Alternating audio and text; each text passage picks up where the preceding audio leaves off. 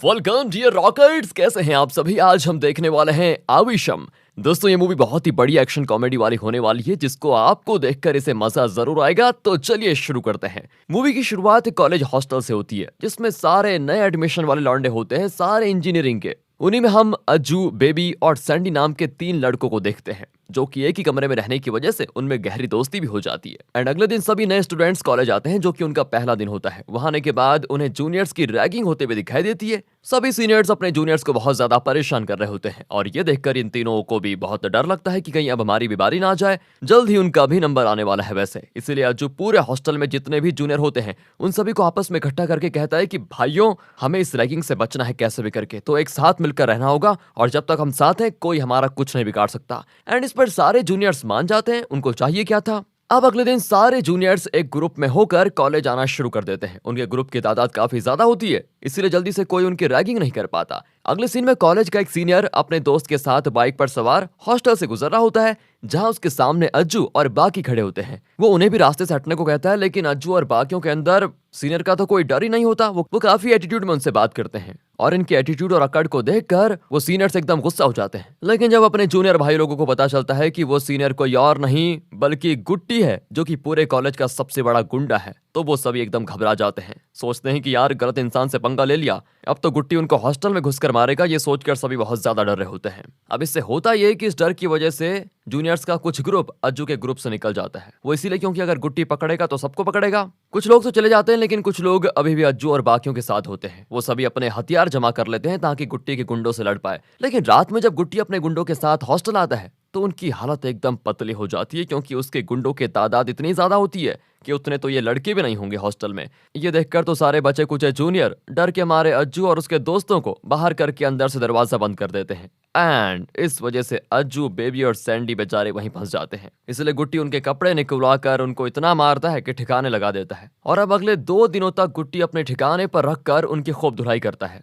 जिसके बाद वो उन्हें ये कहते हुए वहां से जाने देता है कि देख लो, अगली बार सीनियर के सामने नजर उठाने की कोशिश की तो अंजाम बुरा होगा। एंड अब अगले दिन अज्जू और बाकी हॉस्टल आते हैं, लेकिन गुट्टी द्वारा दी हुई इतनी बेइज्जती अज्जू बर्दाश्त नहीं कर पाता। उसके अंदर मतलब एक बदले की भावना चल रही होती है। वो सोचता है कि चाहे कुछ भी हो जाए, इस गुट्टी की तो मैं गुट्टी निकाल के रहूंगा। इसलिए वो अपने दोस्तों को अपना प्लान बताता है कि देखो भाइयों, इस गुट्टी के पास गुंडों की फौज है, लेकिन हमारे पास भी कोई कमी नहीं है। अगर हम किसी ऐसे बंदे से दोस्ती कर लेना जिसके पास ऑलरेडी कई सारे गुंडे हैं, तो उसके कहने पर उसके गुंडे हमारा साथ दे सकते हैं। तो मेरा प्लान यह है कि हम डेली बार में जाएंगे और वहां के किसी बड़े गुंडे से दोस्ती करने की कोशिश करेंगे, और अगर एक बार हमसे कोई बड़ा गुंडा दोस्ती कर लेता है, बस तो हम उस गुट्टी की गुट्टी निकलवा देंगे। और ये सुनने के बाद सैंडी और बेबी भी मान जाते हैं। अब ऐसे ही अज्जू और बाकी डेली अलग अलग बार में जाकर किसी गुंडे से दोस्ती करने की कोशिश करते हैं, लेकिन बच्चा समझकर उन्हें कोई भाव तक नहीं देता, जिससे तीनों निराश हो जाते हैं। सोचते हैं कि यार हमारा ये प्लान भी फेल हो रहा है। तब उन्हें एक बार के मालिक के बारे में पता चलता है, जो कि बहुत बड़ा गुंडा है। ये लोग उससे बात करने की कोशिश करते हैं, पर उस मालिक के गार्ड इन लोगों को उसके करीब आने नहीं देते। एंड इस चीज से उदास होकर अज्जू और बाकी बाथरूम में आ जाते हैं। तब वहां पर रंगा नाम का आदमी आता है, जो बेबी से लाइटर मांगता है,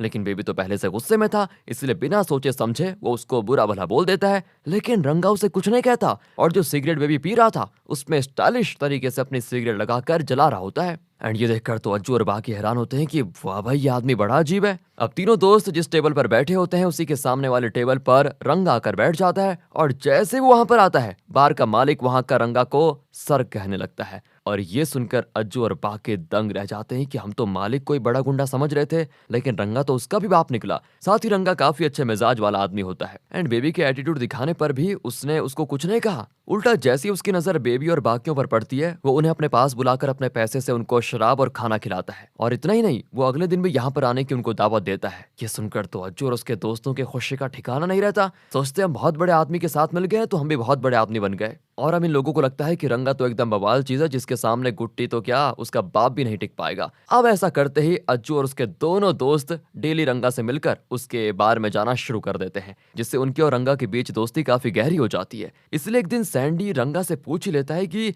आप हमें अपने पास्ट के बारे में कुछ बताइए ना, कि आप इतने अमीर और पावरफुल गुंडे कैसे बने। तब रंगा का एक आदमी उनको रंगा के बारे में बताना शुरू करता है कि कई साल पहले रंगा बॉस एक जूस की दुकान पर काम करते थे। वो इसीलिए ताकि वो पैसों से कॉलेज की फी भर पाए। लेकिन दुकान वाले ने सारे पैसे शेयर मार्केट में लगा दिए और दुर्भाग्य से पूरे पैसे डूब गए। इससे बॉस का भी बहुत नुकसान हुआ क्योंकि उनकी इतनी मेहनत के सारे पैसे चले गए थे। लेकिन कुछ दिनों के बाद वो कंपनी रॉकेट की स्पीड की तरह आगे बढ़ी और जितने पैसे उसमें लगे थे उसका 40 गुना ज्यादा बॉस को मिला। क्योंकि दुकान का मालिक तो दुकान छोड़कर पहले ही भाग निकला था, इसलिए बॉस ने उन सारे पैसों से एक जमीन खरीदी और आज उसी जमीन पर एक इंटरनेशनल एयरपोर्ट बना हुआ है। ये कहानी सिर्फ बॉस के अमीर होने की है। गुंडा बनने की एक्शन से भरी कहानी अभी बाकी है। तो हमारे बॉस की गुंडे वाली कहानी उस दिन से शुरू होती है जब एक दिन बॉस जूस की दुकान पर जूस निकाल रहे थे। तब वहां मौजूद कुछ गुंडों में बहस हो गई और वो सभी रेड्डी नाम के आदमी के गुंडे थे। तब उनके बीच बढ़ती बहस को देखकर बॉस को बहुत गुस्सा आ गया। उन्होंने सभी को लड़ने से मना किया था उस समय, लेकिन वो लोग माने नहीं, उल्टा बॉस को ही बुरा भला बोलने लग गए।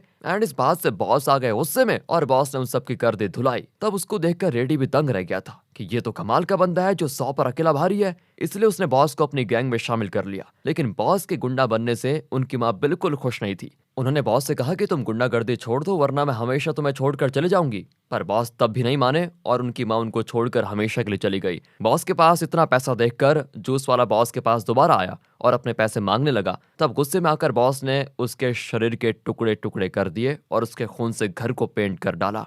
एंड ये सुनकर तो अज्जू और बाकी दंग रह जाते हैं कि बड़ा खतरनाक है यार ये। पर उन्हें ये लग रहा होता है कि शायद ये गुंडे रंगा के बारे में झूठ कह रहे हैं, क्योंकि कोई भी इतना ताकतवर कैसे हो सकता है। एंड अगले सीन में रंगा सैंडी को फोन करके कहता है कि मेरी कुछ बदमाशों से लड़ाई होने वाली है, देखना चाहते हो तो आ जाओ, मैं गाड़ी भिजवा देता हूँ। एंड इस पर तीनों खुशी खुशी राजी हो जाते हैं। लेकिन लड़ाई देखने के बाद उनको पता चल जाता है कि रंगा तो किसी पर हाथ भी नहीं उठा रहा है, उसके गुंडे ही बदमाशों को मार रहे हैं। तब रंगा का आदमी अज्जू और बाकियों को बताता है कि बॉस की माँ जब उनको छोड़कर गई तब बॉस को अपनी गलती का पछतावा हुआ कि उनको ऐसा नहीं करना चाहिए था। इसीलिए वो माफी मांगने अपनी माँ के पास गए, पर तब तक बॉस की माँ ने अपना दम तोड़ दिया था। इसीलिए तभी से बॉस ने कसम खा ली कि वो आगे से किसी पर हाथ नहीं उठाएंगे। इसलिए उसके बाद से हम इन बदमाशों को मारते हैं। बॉस तो हमको बस डायरेक्शन देते हैं कि किस तरह से मारना है। अगले सीन में रंगा अज्जू और बाकियों को अपना दूसरा बंगला रहने के लिए दे देता है, साथ ही उनको एक बुलेट बाइक भी देता है ताकि वो उससे कॉलेज जाकर मस्ती कर पाए। पर जब गुट्टी अज्जू और बाकियों को बुलेट पर देखता है ना, तो वो तुरंत उनसे चाबी छीन लेता है और उनको धमकाते हुए कहता है कि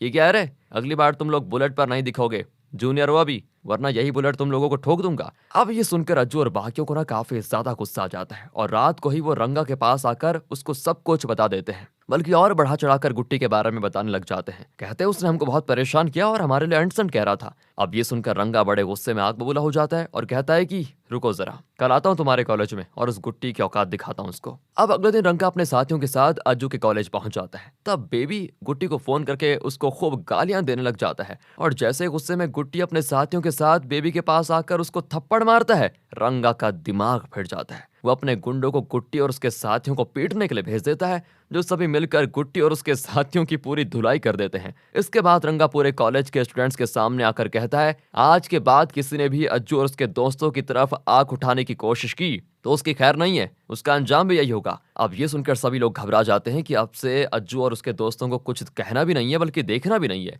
अगले सीन में कॉलेज का एग्जीक्यूटिव डायरेक्टर अज्जू और उसके दोस्तों को ऑफिस बुलाकर कहता है कि कॉलेज में तुम्हारा परफॉर्मेंस बहुत बेकार हो गया है, एग्जाम में भी फेल हो चुके हो तुम, इसलिए मैं तुम्हें आखिरी मौका देता हूँ। 15 दिन का टाइम है तुम्हारे पास और 15 दिन के अंदर तुम्हें रिटर्न एग्जाम देने होंगे। अगर उसमें फेल हो गए तो कॉलेज से निकाल दिए जाओगे। और हाँ, इस बात का भी खास ध्यान रखना कि मैं तुम्हारे गुंडे दोस्तों से डरने वाला हूँ नहीं, क्योंकि मैं अभी बहुत पहुंची हुई चीज हूँ। इतना कहकर वो उन्हें अपनी गन दिखाने लग जाता है एंड ये देखकर अज्जू और बाकियों की हालत खराब हो जाती है। अब तो उन्हें पढ़ना ही पड़ेगा क्योंकि पास होना है भाई। लेकिन जैसे ही वो पढ़ने की कोशिश करते हैं, रंगा उन्हें उसकी अलग अलग लड़ाई दिखाने लेकर जाता है। अब वो मना भी नहीं कर पाते ना, क्योंकि वो गुंडा जो ठहरा। एक लड़ाई में तो रंगा के गुंडे बदमाशों के सामने बहुत कमजोर पड़ जाते हैं, इसीलिए रंगा को अपने गुंडों के साथ वहां से जान बचाकर भागना पड़ता है। अब अज्जू और उसके दोस्त घर आकर दोबारा पढ़ाई करने की कोशिश करते हैं, लेकिन रंगा फिर से उनको डिस्टर्ब करने आ जाता है। वो कुछ प्रोस्टिट्यूट को भी अपने साथ लेकर आता है ताकि वो अच्छे से एंजॉय कर पाए। जिसके बाद रंगा सभी के साथ एक गेम खेलता है, उसमें सभी को मूवी का नाम गैस करना होगा और जिसने भी गलत जवाब दिया उसे रंगा के गुंडों से मार खानी पड़ेगी।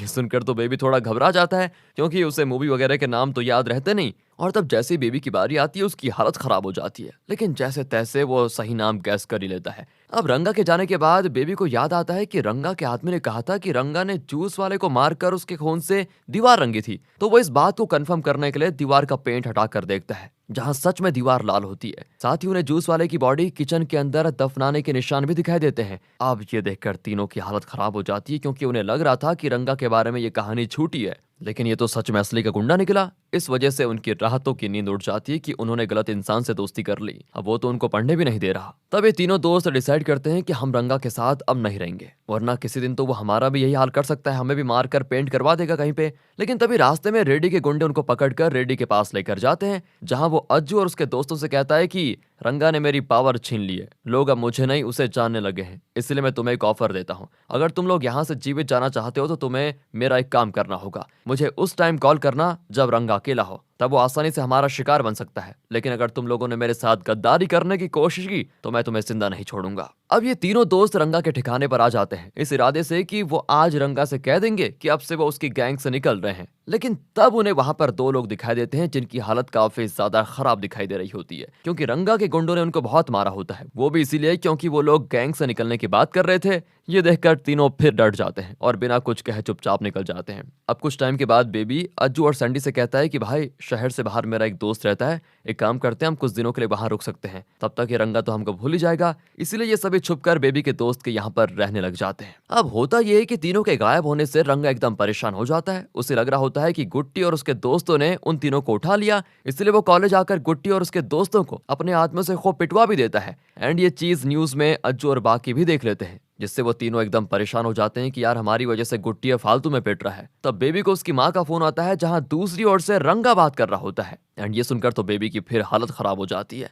रंगा उसके घर तक पहुंच गया है, बताओ। रंगा तुरंत उन तीनों को अपने ठिकाने पर आने को कहता है, इसलिए अज्जू और बाकी वहां पर बिना डरे चले जाते हैं और उस पर चिल्लाना शुरू कर देते हैं कि हम तो यहाँ पर पढ़ने आए थे, लेकिन तुमने हमको गुंडा बना दिया। वो लोग ये तक बता देते हैं कि हमने तुमसे दोस्ती सिर्फ गुट्टी को सबक सिखाने के लिए की थी। एंड ये सुनकर रंगा का दिल टूट जाता है, क्योंकि उसकी माँ के बाद उसका इस दुनिया में कोई नहीं था और उसने इन तीनों को ही अपना समझा था, पर उन्होंने भी उन तीनों ने इसका इस्तेमाल किया। तो वहीं अज्जू और बाकी ये प्लान बनाने लग जाते हैं कि हमें रेड्डी को बुलाकर रंगा को मरवा देना चाहिए, क्योंकि रंगा अभी अकेला है, क्योंकि इससे छुटकारा पाने का इससे बढ़िया मौका कभी नहीं मिलेगा। इसलिए वो लोग रेड्डी को बुला देते हैं। अब रेड्डी को वहां पर देखकर रंगा घबरा जाता है कि कहीं रेड्डी इन तीनों को नुकसान न पहुंचा दे, इसलिए वो उनको कमरे में बंद करके अकेले ही रेड्डी के गुंडों से लड़ने चला जाता है, जहां वो बिल्कुल अकेला होता है और उसके सामने बहुत सारे गुंडे, वो सभी मिलकर रंगा को मारने लग जाते हैं। पर जब उसको पता चलता है कि रेड्डी को बुलाने वाले ये तीनों थे, तब उसका माथा फिर जाता है कि मैंने जिन्हें अपना माना उन्होंने मुझे मारने की कोशिश की। इसलिए वो अपनी कसम तोड़ते हुए सारे रेड्डी के गुंडों को मारने के बाद उससे भी मार डालता है। और ये पूरी मूवी का सबसे बेस्ट फाइट सीन होता है। ये देखकर तो अज्जू और बाकी दंग रह जाते हैं, बिल्कुल शॉक्ड। कहते हैं रंगा तो सच में बहुत खतरनाक आदमी है। इसके बाद रंगा अज्जू और बाकियों को भी मारने उनके पीछे पड़ जाता है, जिससे बचने के लिए वो सभी एक कमरे में छुप जाते हैं। रंगा पूरे घर में उनको ढूंढ रहा होता है। तब उससे बेबी का मोबाइल दिखाई देता है, जहां उसकी माँ का फोन आ रहा होता है। रंगा जैसे फोन उठाता है तो वहां से बेबी की माँ कह रही होती है, बेटा तुम कहाँ पर हो, मैं कब से तुम्हें फोन कर रही हूँ, एक भी बार तुमने फोन नहीं उठाया, मुझे तुम्हारी टेंशन हो रही है, जल्दी घर आ जाओ। अब ये सुनकर रंगा का दिल भर आता है कि भले ही उसकी माँ इस दुनिया में नहीं है, लेकिन बेबी की माँ तो उसका इंतजार कर रही है। इसलिए वो दरवाजा तोड़कर कमरे में आ जाता है और तीनों से कहता है, जाओ मैं तुम्हें कुछ नहीं करूंगा, माफ किया तुम्हें, आगे से आप पढ़ाई करो, लेकिन याद रखना अगर कोई भी एग्जाम में फेल हुआ तो मैं अपनी कसम तोड़ दूंगा और तुम्हारी जान ले लूंगा। इस पर तीनों मान जाते हैं और रंगा के इस रूप से वो काफी ज्यादा खुश भी हो जाते हैं, क्योंकि बाहर से वो जितना सख्त दिखाई देता है ना, अंदर से उतना ही बढ़िया भी है। फिर कुछ दिनों के बाद तीनों का रिजल्ट आता है, जहां सैंडी तो पास हो गया, लेकिन बेबी और अज्जू एक एक सब्जेक्ट में फेल हो जाते हैं। एंड तब उनका स्वागत करने के लिए रंगा अपने साथियों के साथ वहां पर आता है और एक टीचर की तरह छड़ी लेकर उनको सबक सिखाने के लिए उनके पीछे पड़ जाता है। एंड इसी हैप्पी एंडिंग के साथ ये मूवी यहाँ पर खत्म होती है। बाकी अगर आपको वीडियो एक्सप्लेनेशन अच्छा लगा हो, लाइक कीजिए, चैनल को सब्सक्राइब। मिलते हैं अगली वीडियो में, ध्यान रखेगा अपना। And finally thanks for watching.